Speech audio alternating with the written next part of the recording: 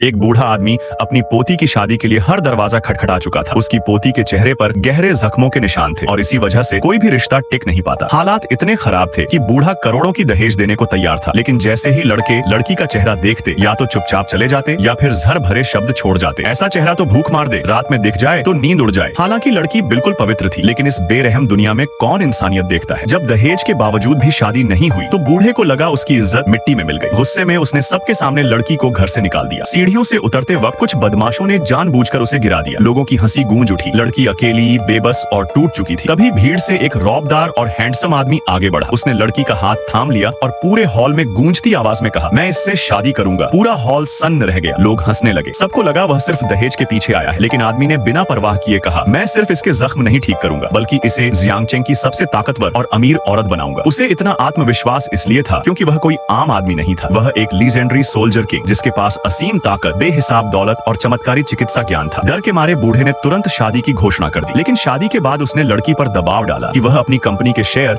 अपनी बहन के नाम कर दे। लड़की ने इनकार कर दिया। तभी आदमी ने कागज छीनकर फाड़ दिए और गरजा, जिसने मेरी पत्नी को रुलाया है उसे हर हाल में कीमत चुकानी पड़ेगी। वह लड़की को लेकर घर छोड़ देता है। कुछ दिन बाद वे जियांगचेंग की सबसे महंगी विला कॉलोनी पहुंचते हैं, लेकिन वहाँ के मैनेजर ने तिरस्कार से कहा, यहाँ ऐसे लोगों को घर नहीं बेचते। आपकी पत्नी का चेहरा हमारी कॉलोनी की शान बिगाड़ देगा। आदमी ने शांत होकर फोन निकाला। टाइगर मास्टर, जियांगचेंग नंबर 1 विला लियूयुन के नाम कर दीजिए। फोन कटते ही पूरा सिस्टम हिल जाता है। अगले दिन भव्य पार्टी में जियांगचेंग के 3 बड़े परिवार मौजूद थे। सब फिर से उनका अपमान करने लगते हैं। तभी टाइगर मास्टर खुद मंच पर आते हैं और ऐलान करते हैं, पहला, 4 सीज ग्रुप की नई मालिक लियूयुन। दूसरा, तीनों बड़े परिवारों से सभी साझेदारियां समाप्त। पूरा हॉल सन्न। और तभी सब देखते हैं लियूयुन के चेहरे के सारे जख्म पूरी तरह गायब हो चुके हैं। वह अब खूबसूरत, आत्मविश्वासी और अपराजेय बन चुकी थी। जिन लोगों ने उसे नीचा दिखाया था, उन्हीं का साम्राज्य एक ही दिन में तबाह हो गया। क्योंकि जो ऊपर चढ़ता है वह जितना ऊंचा जाएगा, गिरावट उतनी ही दर्दनाक होगी।